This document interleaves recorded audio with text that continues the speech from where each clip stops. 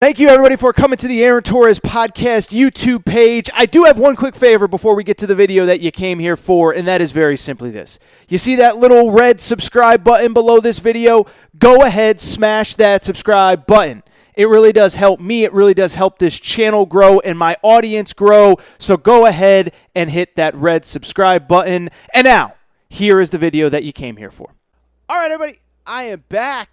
Good to be back. And you know, one thing about this show, obviously I've been doing it for years now. Nick Coffey and I will talk in a minute. Nick actually joined me from the very beginning of this show, dating back to episode 1. But, you know, one of the things about this show is that because it is kind of the college football, college basketball hybrid, there are always going to be times of the year where one sport takes priority over the other. March Madness, February, conference championships. Obviously, we're talking a lot of college basketball, not nearly as much college football. But this is the time of year, specifically September, where there really just isn't all that much college basketball to discuss. And so usually this is going to be a college football-centric show. With that said, I've said from the beginning, if there was a college basketball news item worth discussing, I would talk about it. And that again happened this week on Wednesday as Chris Livingston, the number 5 high school player in the class of 2022, has made his college decision. His decision, drum roll please, he has chosen the University of Kentucky. And if you're wondering, Torres, weren't you just talking about a guy that committed to Kentucky like 2 weeks ago? Yeah, I was. Chris Livingston becomes the second top 5 player in the last 10 days to commit to the University of Kentucky, just 10 days after Shaedon Sharpe, a guard who's originally from Canada, who is now playing his high school basketball out in Arizona, committed to the Wildcats. And with the commitment of Chris Livingston, which followed the commitment of Shaedon Sharpe, with actually the chance that many more 5 stars are to come, let me just say this.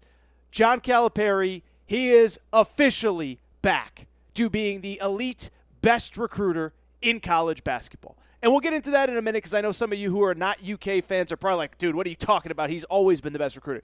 But as a little bit of a backstory, first of all, let's talk about Chris Livingston really quick. Really talented prospect. He's a guy that's kind of been on the radar forever, really emerged as a high school player. As a freshman, he's originally from Akron, Ohio. So naturally, when you're a high school player from Akron, you are going to be on people's radar. Many compared him to, I don't want to say they compared him to LeBron early, but they said he's certainly the best player from the Akron area since LeBron, and I think that's fair. Powerfully built, 6'6", 6'7" type wing. Really strong kid. I mean, you look at him, you watch him, and he just looks like the kind of kid that if you didn't know that he was on a high school basketball court, you'd think he played in the NBA right now. Strong, physical, finishes above the rim, just kind of a grown man body and a grown man game. He's the number 5 ranked player in the class. I think he's as good as the 3rd or 4th. I'm a huge Shaedon Sharpe guy. I'm a huge Derek Lively guy. Do like Amari Bailey, who's committed to UCLA as well. But Chris Livingston is right in the conversation as number 2, number 3, number 4 in the country. And I just think he's a really talented player. Does have a little to work on. He has an improving three-point shot, an improving step-back game. His handle probably needs a little bit of work right now. But the good news is he's going to be really well coached this coming season, headed to Oak Hill Academy in, the famed Oak Hill Academy. So many guys have gone there. Carmelo Anthony, Rajon Rondo, Keldon Johnson, on and on down the list. I think he's going to only get better this year and really just come in full speed ahead at Kentucky. But while the Chris Livingston commitment is important to Kentucky because it is another building block for the 2022-2023 season, I think it's bigger than just one player. And I think it's even bigger than just him and Shaedon Sharpe committing over the last couple days because, as I said, I think this reestablishes Kentucky as the elite recruiting power in college basketball. And I know some of you who are not Kentucky fans, again, are probably sitting there saying, like, Torres, what are you talking about? John Calipari always recruits at a high level, and to that I'd say he does. And John Calipari even addressed this the other day. He was asked about recruiting momentum in the program, and he's like, what are you talking about? We've been signing number 1 classes since the day I got here. But it's also true that the quality of player, it has been more of a quantity thing than a quality thing where the first few years they had John Wall, they had Anthony Davis, they had Karl Anthony Towns, all ended up being the number 1 overall pick in their respective draft. They had Michael Kidd-Gilchrist, who went number 2 overall. They had Jamal Murray. They had Brandon Knight. I mean, these guys were top 1, top 2, top 3 high school players in their class. And what I think would surprise a lot of people, Kentucky has only signed 1 top 5 prospect, according to 24/7 Sports, in the last 5 recruiting classes. That was Brandon Boston in the class of 2020. I tripped over my own words there, tripped over my tongue.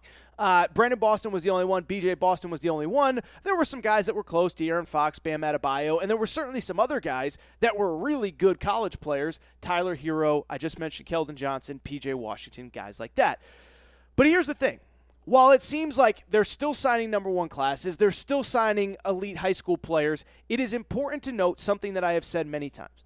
There is a significant difference between the top 2 or 3 high school players in any given class, the guy that can come to college basketball, have an immediate impact, put a program on his back, and lead them to success, and even the guys that are fringe top 10, top 12, top 15 prospects.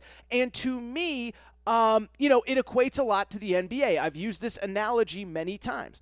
There is a big difference between getting the number 1 overall pick in the NBA draft and the number 9 overall pick in the NBA draft. You get number 1 overall pick, you expect to draft a guy like Anthony Davis, like Zion Williamson, like Kyrie Irving, like whomever, that you can completely build your franchise around.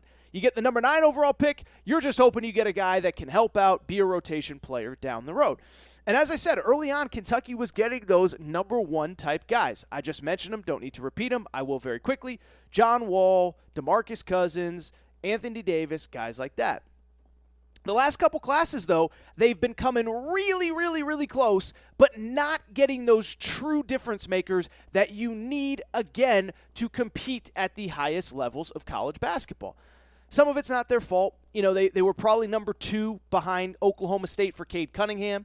If Oklahoma State did not sign Cade Cunningham's brother as an assistant coach, Cade Cunningham is probably at Kentucky.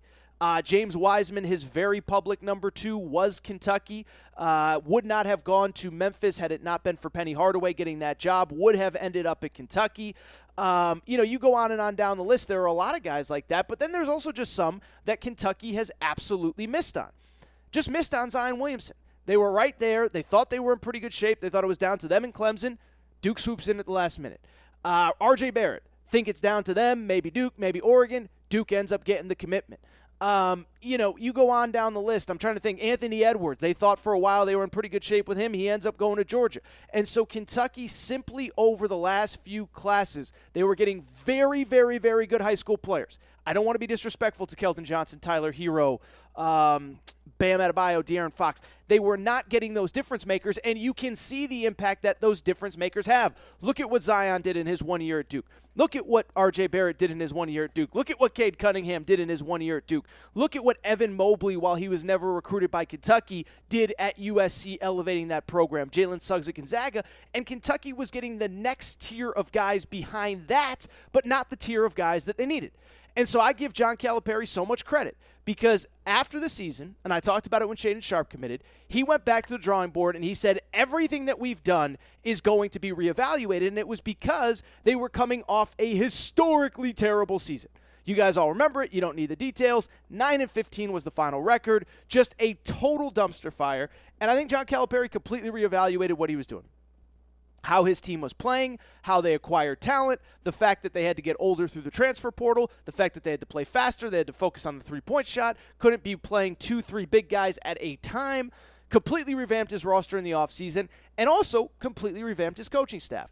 Went out there and got 2 of the elite recruiters in high school basketball, Chin Coleman and Orlando Antigua. Both were at Illinois last year, helped build them into a national championship contender, and that's what they were at Illinois last year, even though they lost to Loyola Chicago. But he goes and gets those two guys, and you are immediately starting to see the dividends paid because the goal, again, was to get back into the living rooms of the top high school players in America and to get them to end up at Kentucky. You're not going to get them all, but you had to get the guys that matter. You had to get enough of them to get back to competing at the highest level, the level that Kentucky was competing at when John Calipari first got to Kentucky in 2009, 2010, and from there they went to 4 Final Fours between 2011 and 2015, and it appears as though they're on their way. I mean, Shaedon Sharpe is a difference maker at the college level. I talked about him last time, 6'4", power dunker, can play on and off the ball. Depending on what happens with the rest of this class, depending on what happens in the transfer portal, he could be your lead guy. He can be a guy that plays off the ball. I kind of compared him to Jalen Suggs. If you want to get old in the portal, he can be a guy that can play off the ball and be maybe your leading scorer, your leading playmaker, without being a guy that you have to rely on every day. Chris Livingston is probably a guy that on any given night can take over, but he's not going to have to because he's not even the best player in this class, and there will be other veterans around him in addition to Shaedon Sharpe. So this is a great start to the recruiting class. It's worth noting that Sky Clark, who is currently ranked the number 18 player in the 2022 class, so this coming high school class, he is also committed to Kentucky. So right now they already have 3 players in the top 20 that are committed, including 2 in the top 5. And the scary part is they ain't done yet. Okay, they ain't done yet. They went out, got these 2 elite recruiters, Orlando Antigua, Chin Coleman, and these guys are making a difference. You just look across the board, 24/7 released their new rankings within the last couple days. Kentucky's got the number 1 player and the number 5 player locked up. Number 2 player in the class, Derek Lively, who I think is the best player in the class, one of the most dominant high school big men that I have ever seen, physically, at least on the defensive end. Know who the number 1 crystal ball pick is for Derek Lively? It's Kentucky. Not saying it's done. Duke's going to make their run. North Carolina's going to make their run. The pro leagues are going to try to get this guy to commit. But Derek Lively's number 1 choice right now is Kentucky. Number 7 player in the class, Cason Wallace, guard out of Texas, was seen for a long time as a Tennessee lean. Looks like it's going to be Kentucky. He could be committing here very soon. And then Adem Bona, the number 10 player in America, is also Kentucky is the leader in the clubhouse. So 2 top 5 guys committed.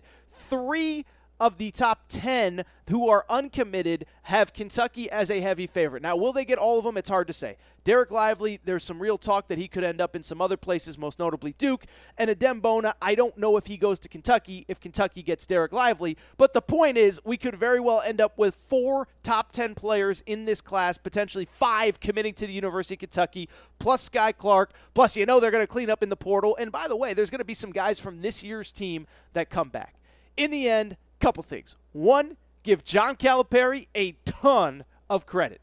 This was a guy that said he was going to revamp this program in the offseason. He was going to change everything. He said, I hope you got your licks in now because we're coming, baby. Well, he sure has done that over the last couple weeks. We will see if it translates on the court, but on the recruiting trail, they have about as much momentum as anybody possibly could.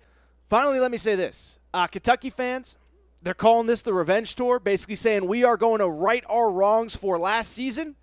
We'll see what happens on the court, but it sure is shaping that way as Kentucky gets a commitment from the number 5 high school player in America, Chris Livingston, 2nd top 5 player in the last couple weeks. If you like this video, please do me a favor. Make sure you're subscribed to the Aaron Torres Podcast YouTube page. Also, make sure you're listening to episodes of the Aaron Torres Podcast. New episodes drop every Monday, Wednesday, Friday.